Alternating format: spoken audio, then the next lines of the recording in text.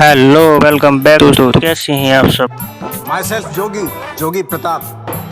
तो दोस्तों आज हम मूवी जोगी सारारा मूवी का एक्सप्लेन करेंगे, जिसमें नवाजुद्दीन सिद्दीकी है, लेकिन फिल्म में असली चौंकाने वाली अदाकारी महा चक्रवर्ती उर्फ मेमोह की है। गोल मटोल लल्लू बने मेमोह पूरी फिल्म में अपनी मजाकिया अंदाज में लोगों का ध्यान अपनी तरफ खींचते हैं और नेहा शर्मा की ओवर एक्टिंग से लुढ़कती फिल्म को बार बार पटरी पर लाने की पूरी कोशिश करते हैं। नवाजुद्दीन सिद्दीकी की ये फिल्म तब बनी थी जब लखनऊ की मशहूर अदाकारा फारूक जफर इस फिल्म दुनिया में थी। फिल्म में वह अपनी चिर परिचित दादी अवतार में है। फारूक का निधन 2 साल पहले हो चुका था। तो चलिए मूवी का एक्सप्लेन शुरू करते हैं। मूवी शुरू होती है और हमें दिखाया जाता है कि हम एक योगी नाम के लड़के को देखते हैं जो मैरिज पार्टी की सारी व्यवस्थाएं बहुत ही कम दामों में ऑर्गेनाइज करके देता था। उसका कहना था कि जोगी का जुगाड़ कभी फेल नहीं हो सकता है, पर हर बार उसका जुगाड़ कुछ न कुछ नई मुसीबत में खड़ी कर ही देता था। एक बार वो बरेली में एक शादी इवेंट में गया। वो मिश्रा जी के कहने पर शराब वालों के लिए मिलावट वाली दारू का इंतजाम कर दिया था ताकि मिश्रा जी के अपने पैसे को बचा सकें, और उस दारू को वहां पर एक लड़की डिम्पल पीकर अलग ही बवाल करे जा रही थी। और तब योगी उसे बाहर लेकर गया, जहां पर उसे पता चलता है कि वो तो शादी में किसी के भी तरफ से रिलेटिव नहीं थी। वो तो फ्री की दारू और खाना खाने के लिए उस पार्टी मैरिज में घुस गई थी। उसका कहना था कि वो बरेली अपनी फ्रेंड की शादी के लिए शॉपिंग करने आई थी और यहाँ पर आकर किसी ने उसका पर्स चुरा लिया, और जब उसे भूख लगी तो वह फ्री में खाना खाने के लिए शादी में आ गई थी। इसके बाद डिम्पल जोगी से कुछ पैसे लेकर वहाँ से चली जाती है। और नेक्स्ट आगे हम लखनऊ में जोगी के घर का दिखाया जाता है, जहाँ जोगी बरेली से अपनी पूरी फैमिली मेंबर के लिए कुछ न कुछ लेकर आया हुआ होता है, पर उन लोगों को उनका लाया हुआ कुछ भी पसंद नहीं आता है। उनकी फैमिली में औरतें भारी पड़ी थी और मर्द के नाम पर सिर्फ वो और उसका एक फ्रेंड बंटी था, जो उसके घर ही काम किया करता था। और बंटी का प्रेम प्रसंग जोगी की सबसे बड़ी सिस्टर मधु के साथ चल रहा था। उसके लिए वो ही जोगी के साथ इतने टाइम से काम कर रहा था, पर जोगी को इसके बारे में कुछ भी पता नहीं था। उसका घर बिल्कुल एक चिड़ियाघर की तरह था। यहाँ पर हर टाइम लड़ाई झगड़े होते ही रहते थे, पर प्यार वाले और उन्हीं सब से परेशान जोगी बंटी को बताता है कि वो कभी भी शादी नहीं करेगा, क्योंकि वो इस घर में एक औरत को नहीं झेल सकता। और 2 पैग लगाने के बाद वो बोलता है कि वो कसम खाता है कि अपनी पूरी लाइफ में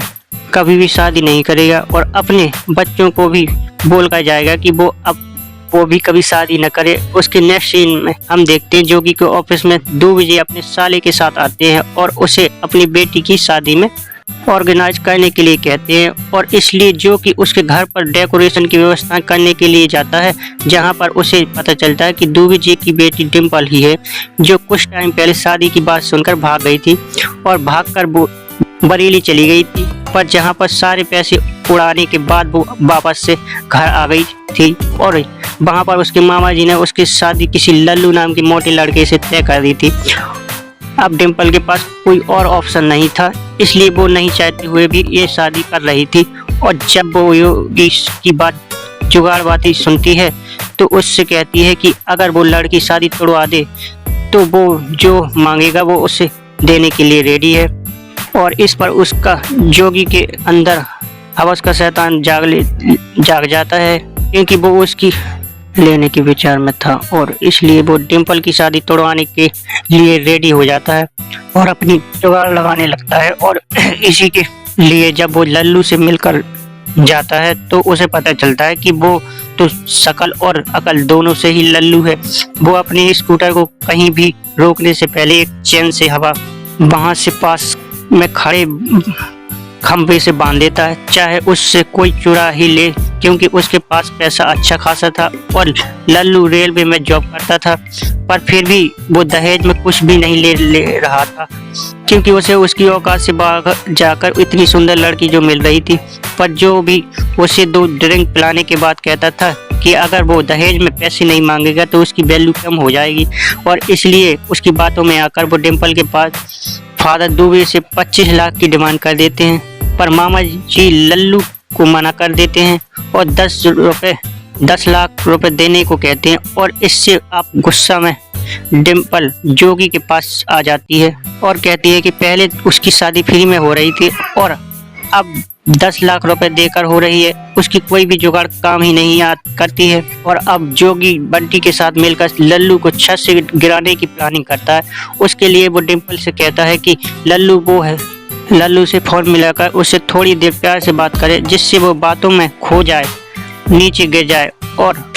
पर जो भी लाख कोशिशों के बाद वो नीचे नहीं गिरता और फिर अचानक से ही उसका पैर फिसल जाता है और वो नीचे गिर जाता है, जिसके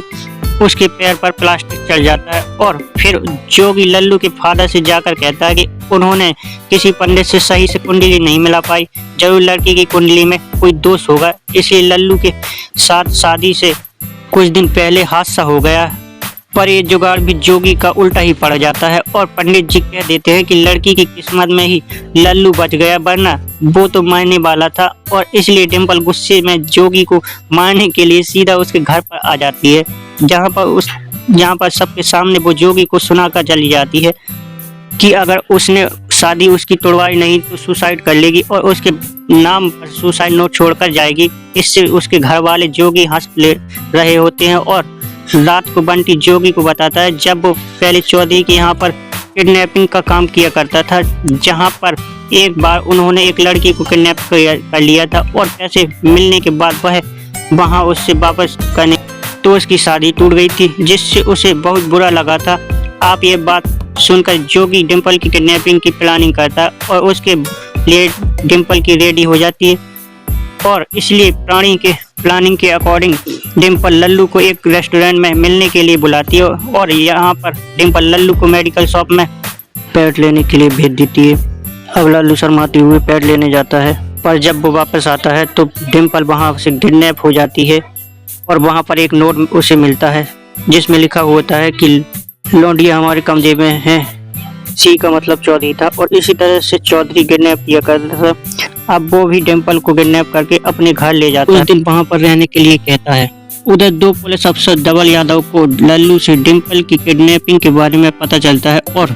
तब उस पर सीसी देख धवल यादव कहते हैं कि चौधरी बहुत ही खतरनाक है, वो बिना फिरौती लिए लड़की वापस नहीं करते और धवल यादव चौधरी की हर फिरौती में अपनी कमीशन लेता था,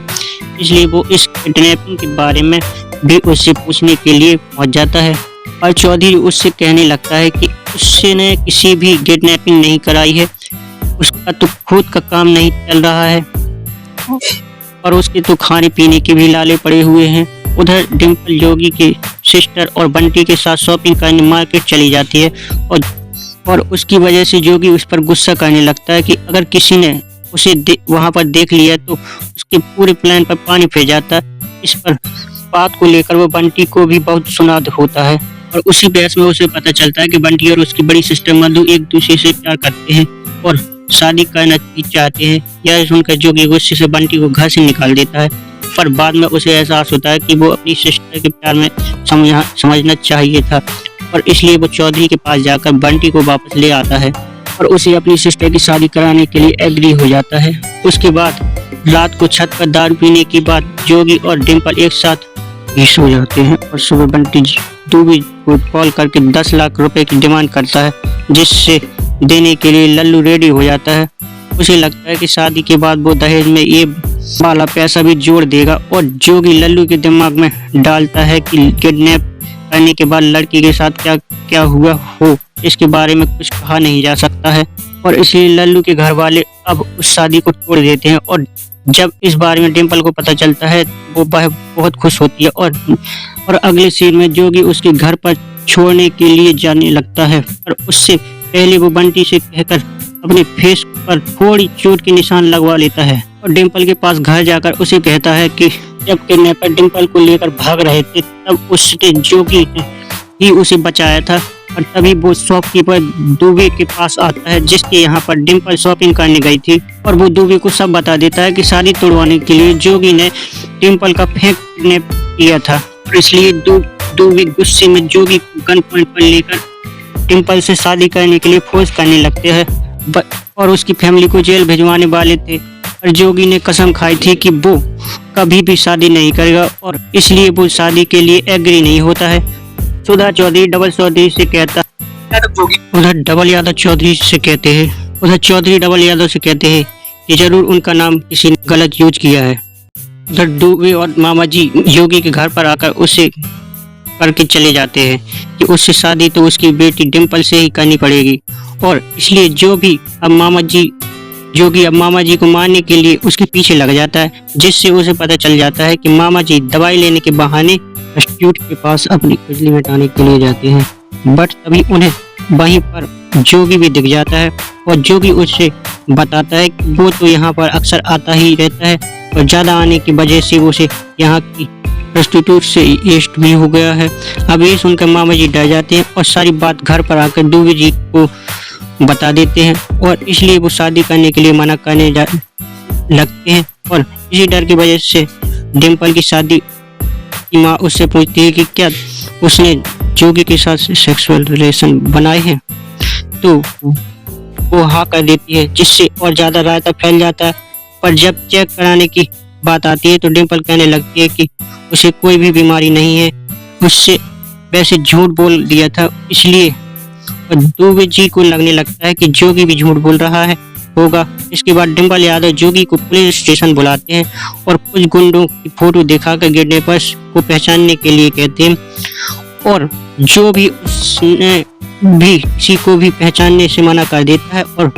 वहां से डबल यादव जोगी को बंटी के साथ जाते हुए देख लेते हैं, और वो समझ जाते हैं कि बंटी पहले चौधरी के लिए काम किया करता था, तो बंटी ने ही जोगी के साथ मिलकर डिम्पल का किडनैप किया होगा, और इस बारे में वो जोगी चौधरी को जाकर बता देते हैं। उधर शादी की खुशी में दुबे जी शगुन के कपड़े जोगी के घर पर भिजवाते हैं, और इसी गुस्से में जोगी डिम्पल से बोल देता है कि उस जैसी लड़की से वो अभी भी शादी नहीं करेगा, क्योंकि वो झूठ बोलती है, दारू पीती है, घर वालों को धोखा भी देती है। इस बात पर डिम्पल को वो कहता है कि और वो जोगी को बोलकर जाती है अब वो तो शादी उसी से ही करेगी जिसमें दम है, वो रोक दिखाए। और इसलिए डिम्पल घर पर जाकर उल्टी करने का नाटक करने लगती है, और घर पर कहती है कि वो प्रेग्नेंट है और योगी की माँ बनने वाली है, और इसलिए उसकी शादी की तैयारियां और तेजी से होने लगती हैं। उधर शादी बंटी को उठाकर डिम्पल की किडनैपिंग के बारे में पूछता है, और बंटी तक की सारी दास्तां उन्हें बता देता है, पर वो कहता है कि उन्होंने किडनैपिंग का 1 रुपया भी नहीं लिया है। पर इस बात को डबल यादव को समझाना बहुत मुश्किल था, क्योंकि उसे तो बस अपनी कमीशन चाहिए थी, और इसलिए चौधरी अब दोबारा से डिम्पल को किडनैप करने के लिए बंटी को भेजता है, और वो डिम्पल को किडनैप करके चौधरी के पास ले आता है, जहाँ चौधरी को पता चलता है कि डिम्पल प्रेग्नेंट है, तो वो उसे अच्छे से खाने पीने के लिए देने लगता है। और उधर डबल यादव जोगी को डिम्पल की किडनैपिंग में कर ले जाता है, और दूसरी तरफ चौधरी दुबे को कॉल करके डिम्पल के बदले 12 लाख रुपए मांगता है, और दुबे जी गुस्से में 1 भी रुपए देने से मना कर देता है। और बंटी मधु को कॉल करके बता देता है कि ये किडनैप डिम्पल को चौधरी ने किडनैप किया है, और जो भी इस टाइम पुलिस स्टेशन में है, इसलिए जोगी को बचाने के लिए घर की सारी औरतें बुर्का पहनकर डबल यादव के पास पहुंच जाती हैं, और उसे बातों में लेकर जोगी को छुड़ा लेती हैं। जोगी वहां से निकलकर सीधे चौधरी के पास जाता है, और वहां पर डिम्पल को भगाने की कोशिश करने लगता है, पर तभी चौधरी के लोगों ने उसे रोकने के लिए फाइट करने लगते हैं, और उसी फाइट को रोकने के लिए डिम्पल बता देती है कि वो प्रेग्नेंट नहीं है, उसने सिर्फ नाटक किया था। और वहीं पर आपस में झगड़ते हुए जोगी और डिम्पल की पहली बार कुछ प्यार की एहसास होता है। अब उसके बाद जोगी डिम्पल को वहां से ले जाता है, पर किडनैपिंग के लिए वो ज्योति को लल्लू को दे जाता है, क्योंकि वहां पर डिम्पल के बुलवाने पर इजली तरह से आ जाता था। पर उन्हें एहसास होता है कि वो दोनों एक दूसरे से पूरी तरह से प्यार करते हैं, और इस तरह से जोगी की शादी वाली कसम भी अब टूट जाती है, और वो मजे से अपनी लाइफ जीने लगता है। और इसी के साथ इस मूवी की हैप्पी एंडिंग हो जाती है। तो दोस्तों, आपको ये मूवी का एक्सप्लेनेशन कैसा लगा कमेंट करके जरूर बताना। साथ ही चैनल को सब्सक्राइब करके वीडियो को लाइक भी कर देना। इसी के साथ मिलते हैं हम अपने नेक्स्ट वीडियो में, तब तक के लिए बाय बाय। सब्सक्राइब कीजिए हमारे चैनल को और बेल आइकन को दबाइए हमारी लेटेस्ट वीडियो सबसे पहले देखने के लिए।